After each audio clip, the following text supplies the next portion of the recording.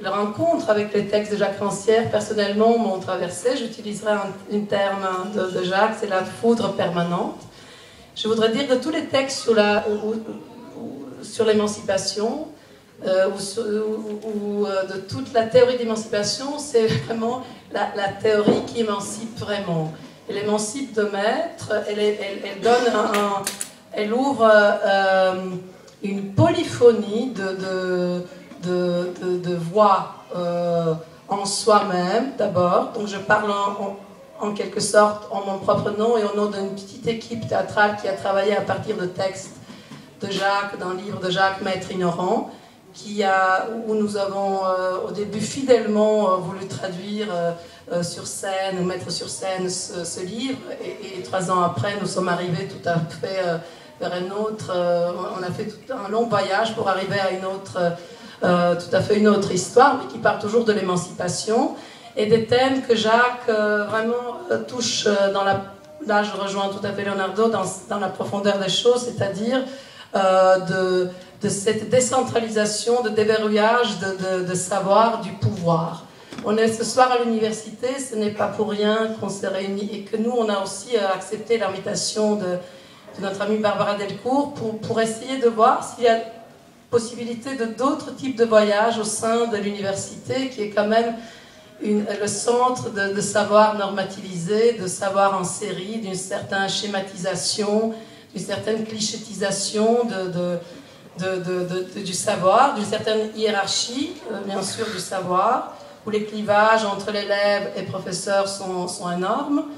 Et donc, je dirais que faire cette exposition avec un commissaire qui est quand même chef de département de sciences politiques, qui a fait sa thèse sur la Yougoslavie, pour arriver à faire une sorte de polyphonie de voix, et je dirais encore juste quelques mots, dans quel sens ce texte nous a vraiment guidés, ou nous a vraiment inspirés.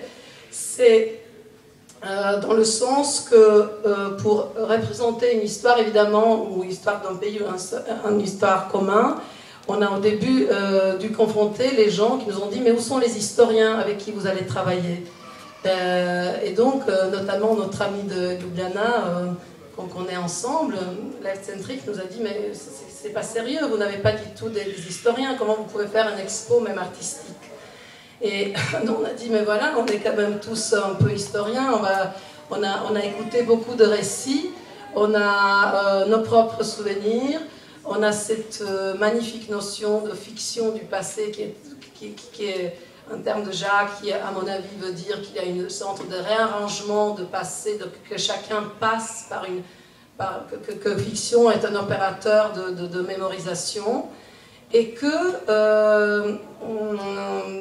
aussi au long de ce voyage impossible entre notre collectif artistique et l'université, j'ai découvert quelque part, je pense que c'était à France Culture, une émission aussi, une belle notion où Jacques disait j'ai voulu faire un autre type de livre sur les ouvriers. Donc il parlait de livres, archives, Les Nuits du Prolétaire, un des premiers livres que j'ai découvert. Donc c'est vraiment l'histoire des archives de mouvements ouvriers à partir de 1830 en France. Les archives qu'il a découvertes pour la première fois dans la bibliothèque de Paris, je pense de Saint-Denis. Il y en a pas mal, la municipale de Saint-Denis. De Saint-Denis. Et donc, il dit, je voulais vraiment pas faire un livre à la façon de Zola, j'avais un mot en tête, c'est les vagues de Virginia Woolf.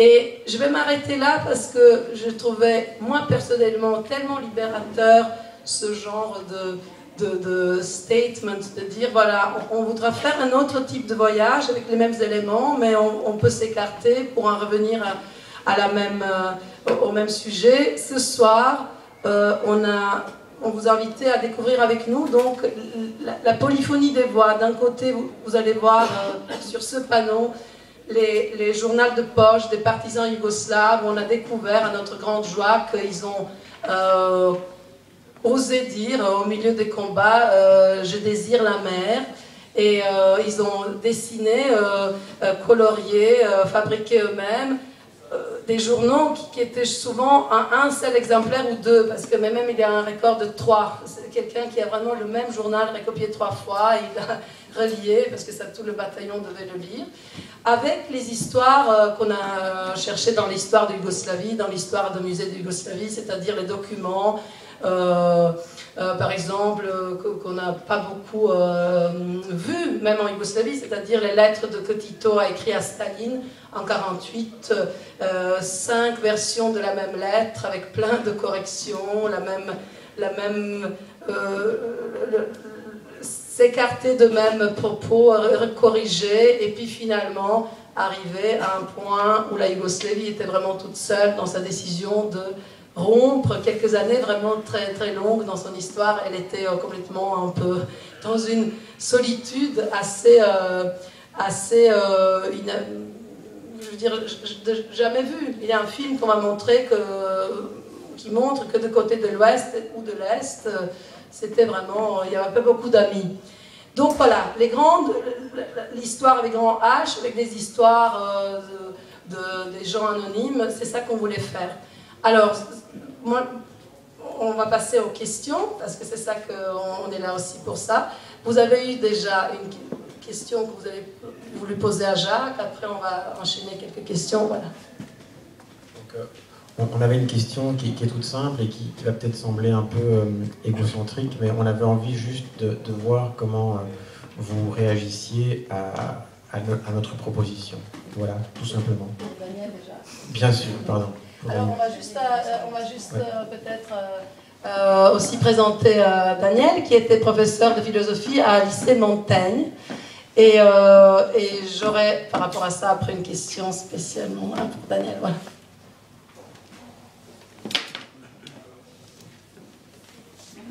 C'est à moi. Bon, enfin, ok. La proposition, c'est-à-dire la proposition de cours modeste. Enfin, ou l'ensemble, parce que, bon, moi, ce qui m'a... bon, je ne vais pas faire une exégèse de ce que vous avez dit, quoi. Qu'est-ce que ça veut dire cours modeste pour moi? Ça veut dire cours fait par quelqu'un qui est un étudiant. Le maître ignorant, c'est un maître qui... Bon, pour reprendre le terme de Jacques Cotto, c'est un maître qui est toujours un étudiant, qui est toujours un chercheur. Et pour moi, un cours modeste, ça veut dire, c'est un rapport de recherche. C'est un rapport de recherche. Et je crois que, parce qu'il y a dans la question de transmission du savoir, il y a deux choses. C'est-à-dire que souvent, on ne voit que relation pédagogique, c'est-à-dire, comment est-ce qu'on va faire pour pas écraser l'élève avec notre savoir, comment est-ce qu'on va faire pour que l'élève ait de l'initiative, etc. Bon, c'est très très bien, bien sûr, mais ce qu'on oublie, je crois que c'est la question du savoir lui-même, c'est-à-dire, la question n'est pas simplement de trouver les bonnes manières pour que l'élève ait la parole et pour que le maître soit pas tyrannique, c'est le savoir lui-même qui est tyrannique, c'est-à-dire ce qui est tyrannique en soi-même, c'est le savoir en tant que dans le mot savoir, il y a deux choses. Il y a une chose qu'on sait, quoi. On a appris, qu'on a étudié, quoi. Et puis il y a la position, il y a la position de légitimité de celui qui sait, quoi. Et bon, je crois que le problème, c'est justement de casser, d'abord de défaire ce nœud, parce que normalement, l'enseignement, ça marche comme ça marche par le fait que un savoir, j'ai appris ça, donc je peux le raconter, est toujours légitimé par une position de savoir, à savoir je suis légitime, j'ai le titre pour enseigner, etc.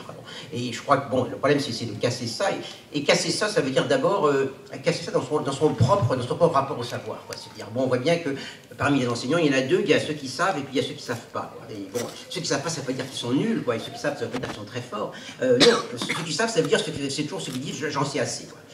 Celui qui en sait assez. Le problème d'abord, je pense que l'émancipation en termes de savoir commence là. Toujours penser qu'on n'en sait pas assez, toujours penser qu'on est un chercheur, qu'on est un étudiant, ce qui veut dire en gros que un cours c'est un rapport de recherche, c'est un rapport de recherche qu'on fait un petit peu comme vous avez fait aujourd'hui, à savoir vous avez dit ça, ça me fait penser à ça, je peux l'illustrer par ça, je peux le développer par ça, je peux aller dans une autre direction, dans telle ou telle direction. Et oui, je crois que c'est ça qui est important aussi, c'est de toujours être en mesure finalement de d'inventer, de transformer, de se dire, ah bon, moi je pourrais me dire, mais je suis pas tout d'accord sur ce qu'on dit sur la langue, j'aime pas du tout Vatimo, mais c'est pas le fond du problème. Le fond du problème, c'est la capacité de créer des liens qui vont créer comme un espace de pensée, où précisément on a mis ensemble des choses qui vont pas ensemble, on a trouvé des résonances, on a trouvé des comparaisons, on a trouvé des traductions, on a trouvé des paraphrases, et bon, moi, c'est ça qui est important aussi dans l'idée de traduction. Bon, parce que traduction, ça veut dire, effectivement, bon, c'est littéral, quoi. Bon, effectivement, bon, il y a un texte français, il va être traduit en croate, d'accord, ça c'est clair. Mais aussi, je pense que l'important, c'est que toute formulation de savoir est une traduction, ou est une transposition, ou est une paraphrase. Moi j'ai toujours beaucoup aimé la pratique de la paraphrase, bon, qui peut être très